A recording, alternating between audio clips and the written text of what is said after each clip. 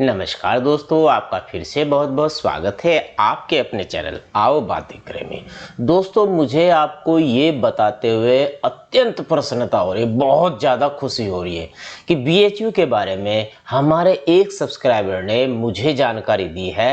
मैंने अपने community tab में इस कमेंट को पिन कमेंट भी किया है, इसका मैंने स्क्रीनशॉट भी लगाया, इसके विषय में मैंने लिखा भी है और आपको जानकारी भी दी है। आप कम्युनिटी टैब में देख सकते हैं। अब बात करते हैं वो कमेंट क्या था जिसके द्वारा मुझे ये जानकारी मिली। तो हमारे एक सब्सक्राइबर अनिल IVUC वो BHU में गए थे। उन्होंने जैसा लिखा था उसके अनुसार मैं पढ़ के बताता हूँ। तो अनिल IVUC लिखते हैं, मैं 10 जुलाई को BHU गया था स्टेम सेल का डिटेल जानने के लिए। डॉक्टर नीलम मित्तल जो कि UK रिसर्च फेलोशिप है, doctor TP Chaturvedi, doctor Sunita, doctor TP Chaturvedi, Naresh Kumar जो कि एक्सपर्ट है, उन्होंने बोला मुझे कि स्टेम सेल से आगे के टीथ उगाना है, सक्सेस नहीं है। मतलब जो आगे के 2 दांत उगाने के विषय में गए थे, वहाँ पर उन्होंने कहा कि स्टेम सेल से आगे के दांत उगाना सक्सेसफुल नहीं है। मतलब BHU के पास पूर्ण टेक्नोलॉजी नहीं है, पूरे इंस्ट्रूमेंट नहीं है। आगे वो लिखते हैं कि चाइना के पास ये टेक्नोलॉजी अवेलेबल है। मतलब इससे ये साबित होता है कि स्टेम सेल से दांत उगाए जा सकते हैं, पर ये टेक्नोलॉजी यहाँ पर नहीं है। क्यों? क्योंकि इस टेक्नोलॉजी को मतलब यहाँ पर इम्प्लीमेंट करने के लिए, इसके द्वारा इलाज करने के लिए बहुत सारे महंगे इंस्ट्रूमेंट की आवश्यकता होगी, मतलब जो कि उनके पास अवेलेबल नहीं है। कोई भी सरकार, खासतौर पे इंडिया में तो ये हो रहा है कि इतना बड़ा इन्वेस्टमेंट कोई नहीं करता। जब काम 2000 में हो जाता है, यानी कि दांत पर कैप चढ़ाकर, तब वो क्यों करे ऐसा? वो काम करेंगे जिसमें कम पैसे में अच्छा इलाज हो, सस्ता इलाज हो, जो कि इतना अधिक पैसा अफोर्ड कर सके।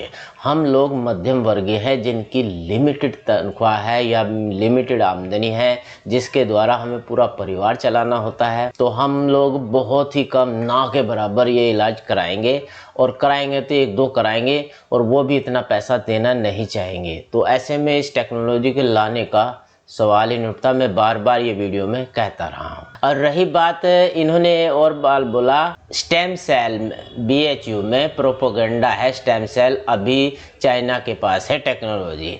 तो भाई प्रोपोगंडा की बात तो ये है कि जब BHU वाले प्रेस रिलीज करते हैं और प्रेस को अपना इंटरव्यू देते हैं, वहाँ पर ये पूरी जानकारी देते हैं और वो पेपर्स में छपती है, तो उसे कैसे झूठ मान ले? अगर ये प्रोपोगंडा कह रहे हैं तो फिर इन्हें प्रेस रिलीज नहीं देनी चाहिए। या तो पेपर वाले झूठे हैं या फिर ये अपनी जान बचाने की कोशिश कर रहे हैं। कुल मिलाकर ये है कि स्टेम सेल से अभी ये ट्रीटमेंट नहीं कर रहे हैं।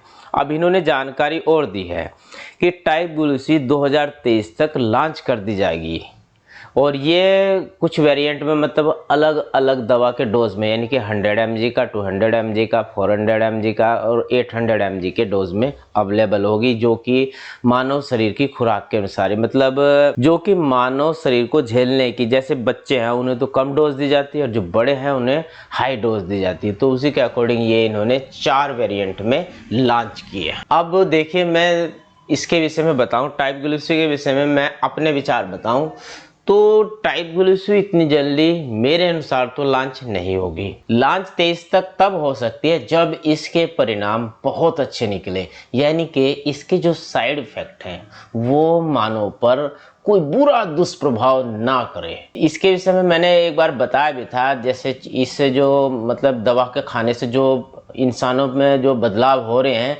जैसे कि नींद आना, चिड़चिड़ापन आना, उल्टी आना, घबराहट आना, दिमाग में थोड़ा मतलब बेचैनी सी रहना, इस टाइप के साइड इफ़ेक्ट हो रहे हैं, जो कि हर इंसान झेल लेता है। मन में जब बात बैठ जाए भी मुझे ट्रीटमेंट कराना, ट्रीटमेंट से दवाओं के साइड इफ़ेक्ट तो होते ही है। तो ये जो लक्षण है इग्नोर करने लायक हैं, पर इससे अगर किसी की जान ही चली जाए तो वो इग्नोर करने लायक बिल्कुल नहीं होती। और डॉक्टर यही तो चेक कर रहे हैं कि इसका ह्यूमन ट्रायल कैसा है, इससे क्या शरीर पर प्रभाव पड़ते हैं। तो ये इतनी आसानी से और इतनी जल्दी हो पाए ऐसा संभव नहीं है, पर जब आप कह रहे हैं, क्योंकि मैं भी जो जानकारी आपको देता हूँ ना, बहुत सारी जगह से मैं सर्च करने के बाद देता हूँ, रिसर्च करता हूँ इसके विषय में, तब आपके लिए वीडियो बनाता हूँ।